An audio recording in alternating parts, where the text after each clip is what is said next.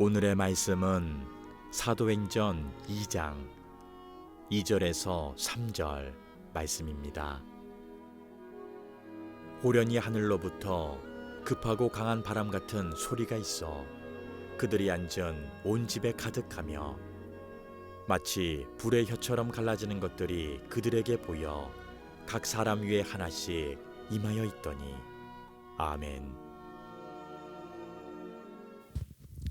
할렐루야. 할렐루야.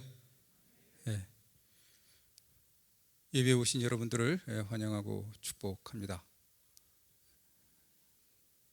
코로나19로 힘드시지만 사실 코로나19가 문제가 아니라 우리가 하나님 앞에 나가는 불신앙이 문제입니다.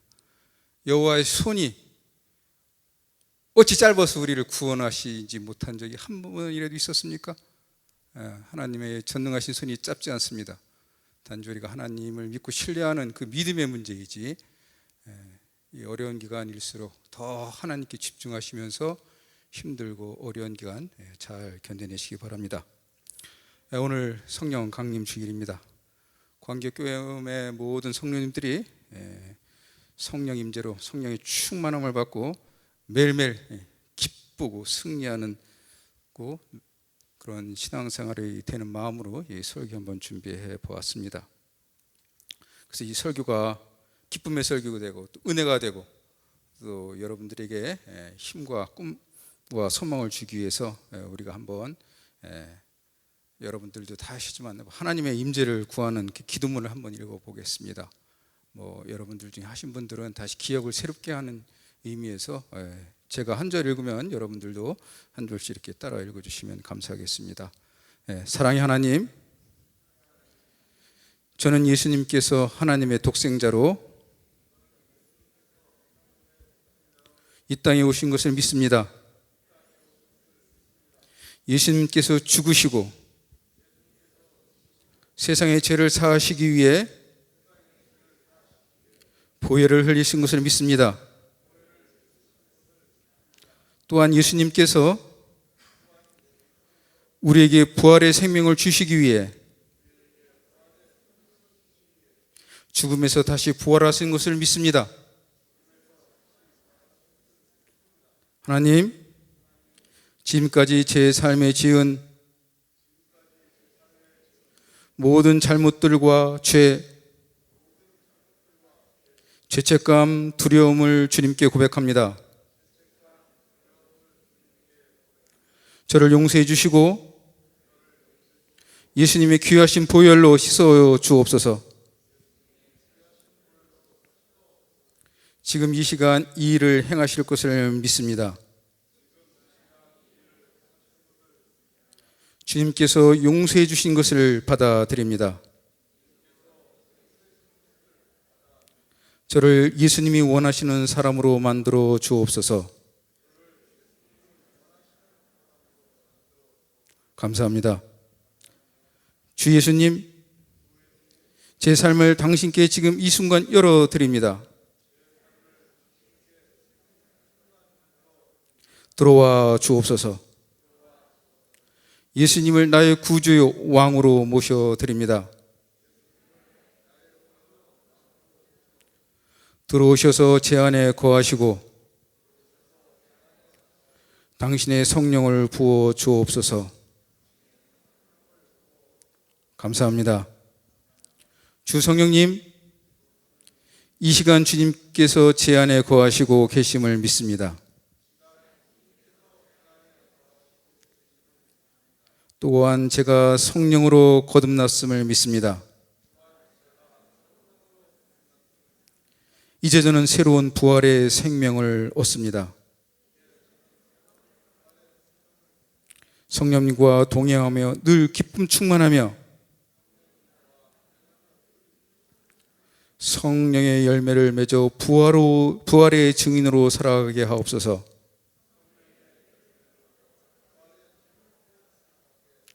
감사합니다. 예수님의 이름으로 기도드립니다.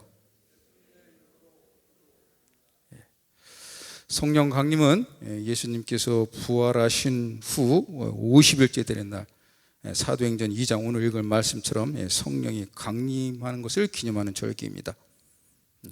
이날은 유대인들은 오순절 77절이라고 합니다. 유대인들은 종기적 세 절기가 있습니다. 유월절 바로 위에서 무교절 있고, 그 다음에 오순절 있고, 그 다음에 초막절 있습니다.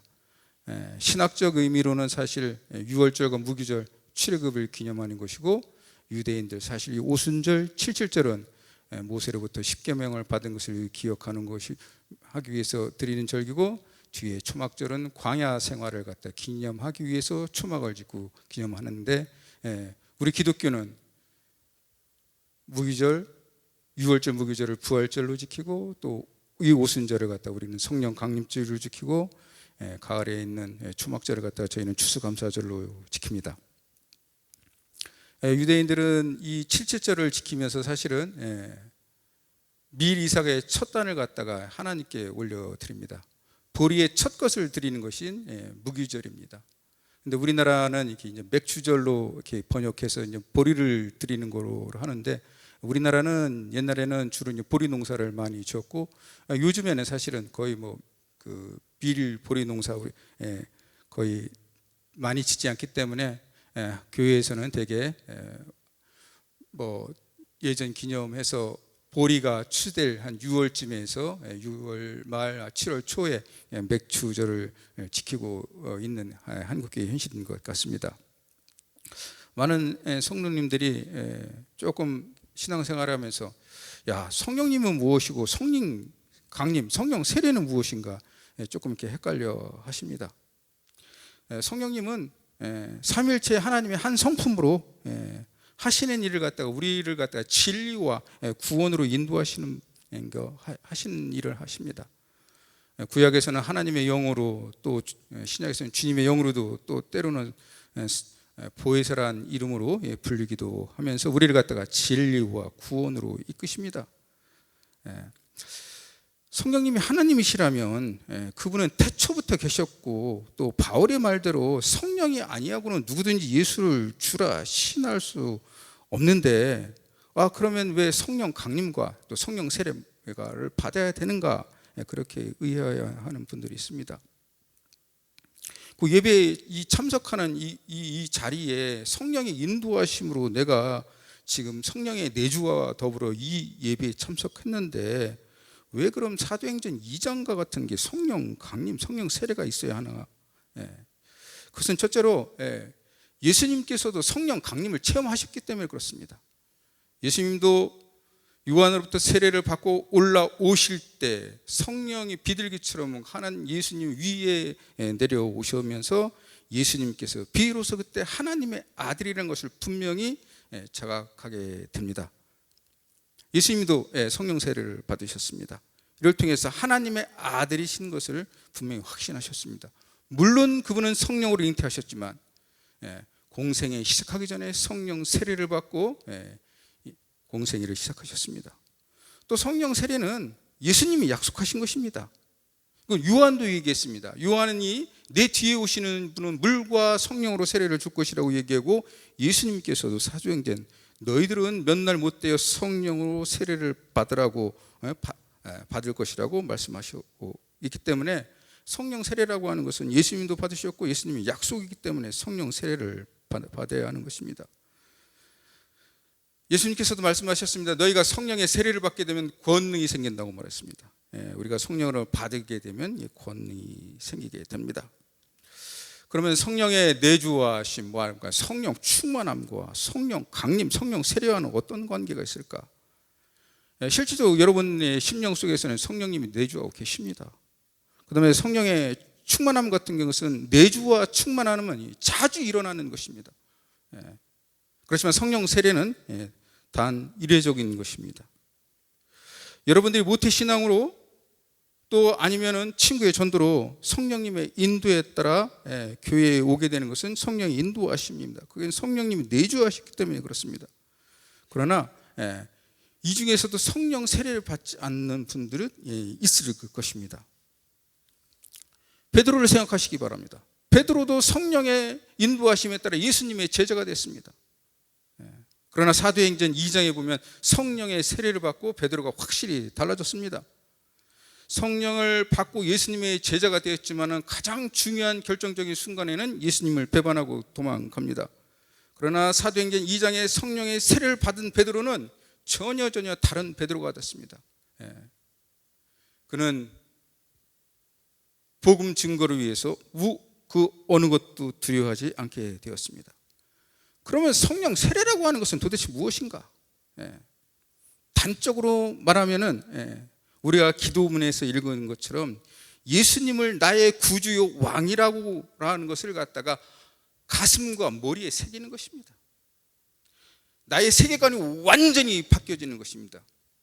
하나님이 살아있다는 것을 내가 확실히 믿고 받아들이는 것입니다. 그것을 갖다 받아들일 뿐만 아니라 여러분들의 머리에 새기고 가슴에 새기는 것이 성령의 세례입니다. 이렇게 성령의 세례를 베드로가 받았고 제자들이 받았기에 그들은 복음을 증거할 수 있었던 것입니다. 성령 세례를 받으시기 바랍니다. 자, 그럼 이런 이해를 바탕으로 해서 사도행전 2장의 성령 세례의 이야기를 한번 살펴보겠습니다. 지금 제자들은 예수님의 말씀대로 마가의 다락방 모여서 기도하는데 힘썼습니다. 무슨 기도를 했는지는 누가가 보도하고 있지 않습니다. 아마 축축하기로는 그들이 자신의 죄에 대해서 예수님을 갖다가 더 살아계실 때 열심히 따르지 못하는 것에 대해서 그걸 기도했거나 또 더불어서 예수님께서 말씀하신 대로 성령 세례를 받을 이 약속이 성취될 것을 하면서 기도했습니다. 많은 이들은 수련회나 또 금요 철야 집회에 오면서 기도하는 가운데 성령 체험을 하게 됩니다. 성령 세례를 경험하게 됩니다. 그런 가운데 정말 표현대로 하면 인격적인 변화를 초래한다고 말하는데 인격적인 변화를 초래하게 되죠. 왜? 하나님이 살아계시고 것을 분명히 인식하게 되니까 그 다음부터는 변화가 인격적인 변화가 일어나는 것입니다. 근데 성령 강림은 뭐 꼭 기도하는 가운데만 일어나는 것이 아닙니다. 사도행전에 보면 3번 더 성령의 그 강림, 성령 세례 사건이 일어납니다. 8장에서 보면 베드로와 요한이 사마리아에 갔을 때 거기도 성령이 임하는 성령 강림이 일어납니다. 안수할 때 일어납니다. 10장에 고넬료의 집에서도 일어납니다. 베드로의 회개의 설교를 듣는 중에 고넬료 집사람 모두에게 성령 강림 사건, 성령 세례가 일어납니다. 19장에 가보면 에베소에서 바울이 안수할 때 에베소 사람들에게 성령의 강림 사건이 일어나게 됩니다. 이걸 보면은 우리가 기도하거나 하나님의 말씀을 듣거나 또 더불어서 찬양할 때 강력한 성령의 임재, 성령 강림을 갖다가 우리가 느낄 수가 있는 것입니다. 2절에 보니까 호련히 성령님께서 찾아오셨다고 하는데 다른 말로 하면 갑자기 오신 겁니다. 그것은 성령 강림이라고 하는 사건은 우리의 정해진 시간이 아니라 기대하고 소망하는 가운데 하나님께서 어느 시간 어느 때 부어주신다는 것입니다. 하늘로부터 임했다고 그러죠. 하늘은 성령이 출처가고 하나님 임재하신 곳을 의미합니다. 그러니까 우리가 성령 임재를 강력하게 성령 세례를 소망하는 가운데 기도하면 하나님께서 하나님 원하시는 그때에 성령님을 부어주신다는 것입니다. 그 다음에 급하고 강한 바람 소리가 들려왔다고 이야기했습니다. 성령의 임재를 갖다가 청각적으로 갖다가 표현하는 것입니다. 바람, 하나님의 임재를 상징합니다. 창세기 3장 8절도 보면은 아담과 하와는 바람이 불 때 동산에서 거니시는 여호와 하나님의 소리를 듣고 무서워서 피했다고 나옵니다. 바람, 하나님의 임재를 상징합니다. 여기 바람에 해당되는 그 헬라어 포누에스라고 하는 단어는 숨이라고 하는 단어도 있습니다. 의미도 있습니다. 바람, 숨.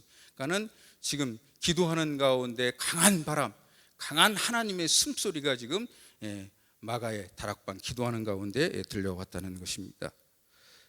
그 더불어서 이게 성령이라고 하는 단어는 이게 푸뉴마라고 하는데, 이게 푸누에스 푸뉴마, 이게 발음이 유사하기 때문에 성령에 나타나는 좋은 유비입니다. 더불어서 이제 불의 혀처럼 갈라지는 것을 갖다가 그들이 시각적으로 목격합니다. 불의 혀처럼 갈라지는 것이 그들 머리 위에 내리는 것입니다. 불도 하나님의 임재를 상징합니다. 여호와께서 불 가운데 서 거기 계실 때, 지금 모세가 시내산에 올라가서 십계명 받을 때 여호와께서 불 가운데 계신다고 표현한 거 보면은 있습니다. 불, 하나님의 존재를 갖다가 상징합니다. 불은 태우는 것입니다. 그래서 성령이 임할 때 우리의 죄악을 모두 다 태워주십니다. 그러기에 우리가 순결한 사람으로 변하는 것입니다.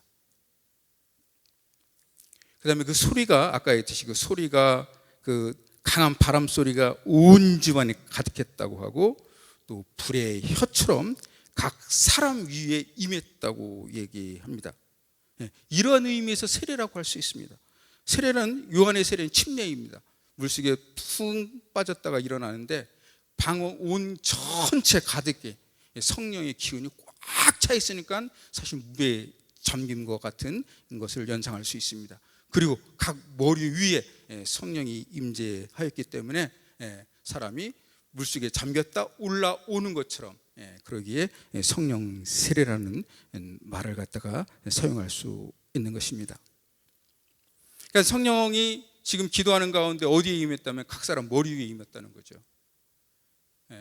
그러니까는 제가 아까 얘기했듯이 성령 세례라는 것은 예수님이 나의 구주요 나의 왕이라고 하는 것이 머릿속에 딱 인식됐다는 거죠.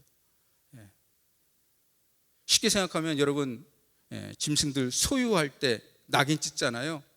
그렇지, 여러분 머릿속에 예수님께서 성령 세례 받을 때 다 내가 살아있고 내가 너의 구주야라고 이렇게 다 이렇게 낙인 찍힌 거예요. 그런 사람이 내 머릿속에 딱 예수 그리스도의 십자가와 부활, 주님이 있다는 것을 딱 낙이 찍혔으니까 나의 삶이 어떻게 돼요? 모든 것이 다 그리스도 중심적으로 될 수밖에 없습니다. 우리가 예수를 믿어도 내 삶이 예수 그리스도 중심으로 가냐, 아니면 예수를 이용해서 나의 중심으로 가고 예수를 이용하냐, 전혀 다릅니다. 여러분은 왜 주님을 섬기십니까? 예수를 통해서 복을 받으시려고 주님을 이용하시는 것입니까? 아니면 예수님을 사랑하시기 때문에 여러분들이 이 존전에 나와서 예배드리는 것입니까? 그건 우리가 한번 심각하게 생각해 볼 필요가 있습니다. 이렇게 성령 세례를 받으니까는 모든 사람이 성령으로 충만함을 받았다고 합니다. 성령 충만함. 성령의 충만함은 사실 성령 세례 때 주어지지만 이 성령 충만함은 우리 일상 속에서도 자주 일어나는 것입니다. 여러분들이 주님을 생각할 때, 또 주님을 묵상할 때, 찬송 부를 때, 그때 주님의 영이 여러분 가슴 속에서 주님의 존재를 갖다 느끼게 해주는 것입니다. 그러니까 그들이 온 기운으로 느끼게 되니까는 그 다음부터 일어나는 것이 무엇입니까? 그들이 이제 다른 나라 말로 방언을 했다는 것입니다. 여기서 총 마가의 다락방 있고 뭐 그 주변에 많은 유대인인데 누구냐면 디아스포라 유대인이 있고 유대교로 개종한 유대인이 있고, 이들이 지금 기도하는 가운데 성령의 강력한 임재, 성령 세례를 받으니까 이게 방언을 하는데, 무슨 방언을 하냐면 언어 방언을 합니다. 도합 보니까는 14개의 국어를 지금 말하고 있는 가운데, 이 언어를 통해서 뭘 하냐면은 예수님이 십자가에 달리시고 우리 죄를 위해서 죽으시고 부활하셨다고는 하나님의 일을 지금 이들이 지금 방언으로 말하고 있습니다. 성령 세례를 받는 자들은 이게 방언을 하게 됩니다. 방언에는, 그런데 방언이라고 하는 말은 헬라어로는 이게 혀의 말입니다. 혀의 말이기 때문에 이 방언은 지금 이 사도들이 지금 2장에 나타난 것처럼 그 나라 말로도 하는 것입니다. 언어를 배우지 않았는데도 성령의 임재를 통해서 지금 다른 나라 말, 사람이 알아들을 수 있는 말로 지금 방언을 합니다. 그러나 고린도 교회에 보면은 사람들이 알아듣지 못하는 말로 방언도 하게 됩니다. 뭐 그래서 바울이 강력하게 권고하죠. 방언을 할 때는 너희들이 방언을 해석하는 통변하는 사람 있는 가운데 방언을 하라고 말합니다. 뭐 이런서 이미 우리 성도들 중에서 강력한 성령님의 이제 성령 세례를 받아서 방언을 하시는 분들도 있을 것입니다. 그러면 기도할 때 방언해야 해도 되나요? 하나님께서 주신 선물이시니까는 그것을 갖다가 선물 받았으니까 어떻게 해야 됩니까? 잘 사용하시기 바랍니다. 되게 이제 두 부류가 있는 것 같아요. 방언을 받으면은 너무 하나님의 선물을 소중히 갖고 꼭꼭 숨겨두시는 분, 사용 안 하시는 분도 있고, 또 이거는 선물을 받았으니까 이게 너무 자랑하고 싶어갖고 자랑하는 분. 근데 바울의 권고대로 지혜롭고 또 품위 있고 질서 있게 하는 것이 좋습니다. 공적 예배에서 지금 뭐 방언한다고 하면은 좀 그렇잖아요. 근데 금요철회 때 방언해도 되죠. 청구석 권사님, 그죠? 기도할 때 방언 은사 받으신 분은 금요철회 같은 데 와서 방언하시기 바랍니다. 그럼 그 열기가 사실 이 예배당 전체를 메워지기 때문에 또 거기에 참여한 사람들도 그 열기에 같이 성령의 임재, 성령의 충만함을 느낄 수가 있습니다. 그러면 뭐 방언을 받지 못하면은 뭐 성령님이 내 안에 안 계시고 나는 하나님의 사랑을 못 받는 걸까요? 전혀 그렇지 않습니다. 바울이 뭐라고 말합니까? 방언보다 더 중요한 게 있습니다. 니들이 그렇게 천사의 말을 하고 야 그렇게 방언한다 하더라도 사랑이 없으면 아무 소용이 없단다. 그거는 울리는 깽과리 같다고 말합니다. 사랑은 언제까지 영원하지만 방언, 예언 그런 거 다 실패한다. 사랑이 중요하다고 말하고 있습니다. 그러니까 우리가 사실 마음속에 그리스도의 사랑을 품고 사랑하려고 하는 그 마음, 그것이 중요합니다. 성령 세례를 경험한 제자들은 이를 통해서 소명을 받고 이를 통해서 방언이 주어지면서 주님의 복음을 전하게 됩니다. 성령 세례는 결국 뒤에 보면 방언을 하게 되는데 방언은 사실 은사입니다. 은사. 바울이 말하는 9가지 은사 중에 하나의 은사입니다. 바울은 고린도 전서에서 9가지 은사에 대해서 말합니다. 지혜에 대한 은사, 지식, 믿음, 병고침 있고 또 능력해가고 예언도 하고 영분별도 하고 방언도 하고 방언을 갖다가 통역하기도 하는 그런 은사가 주어졌습니다. 우리가 성령 세례를 받게 되면은 소명이 주어지고 거기에 따르는 은사가 주어집니다. 더불어서 다시 언급하지만 성령 세례라고 하는 것은 주님의 임재, 주님의 살아계심을 갖다가 내가 믿고 받아들이고 내 가슴에 예수의 사람으로 말하자면 도장을 찍는 것입니다. 이것은 유일적인 사건이고 사모하는 마음을 갖고 기도할 때 하나님의 말씀을 들을 때 찬송할 때 이런 은총이 일어납니다. 이것은 나의 인식의 변화입니다. 예수가 나의 삶의 구주라는 것을 머리와 가슴에 새기는 사건이 성령 세례 사건입니다. 이럴 때 성령의 충만함이 나타나고 권능이 나타납니다. 그렇기 때문에 삶의 어느 처지에서도 우리가 기쁘고 담대하게 살아갈 수 있는 것입니다. 성령의 가시적인 증거로 방언을 하게 되는데 방언을 받은 분들은 질서 있고 품 있게 사용하시기 바랍니다. 방언을 할 때 또 더불어서 하나님께서 우리에게 그것을 감당할 수 있도록 소명을 주시고 또 그 더불어서 하나님의 사랑을 잘 실천할 수 있는 거기에 은사도 더해집니다. 다시 한번 결론적으로 말하자면 성령 세례 사건을 통해서 제자들은 예수님께서 나의 구주라는 것을 가슴에 새기게 되었습니다. 그래서 이들은 자신의 소명을 깨닫고 주님께서 주신 은사를 가꾸고 복음을 갖다가 만 백성에 전할 수가 있게 되었습니다. 예수님께서 약속하셨습니다. 성령 세례를 너희들에게 부어준다고. 이 약속을 믿고 신뢰하고 소망하고 그런 가운데 기도하게 되면 여러분에게도 주어질 것입니다. 이미 받은 분들도 계실 것입니다. 예수님께서 살아계시고 여러분들이 고백한 대로 여러분들의 구주요 왕으로 모시기 바랍니다.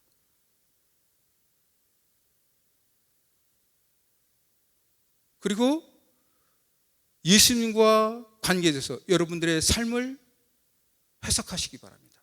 그리고 행동하시기 바랍니다. 그게 주님의 사람입니다.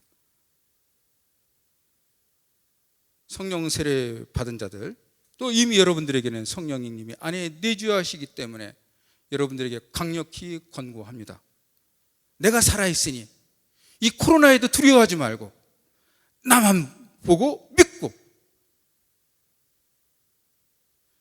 하루하루의 삶을 성실하고 열심히 살아가라.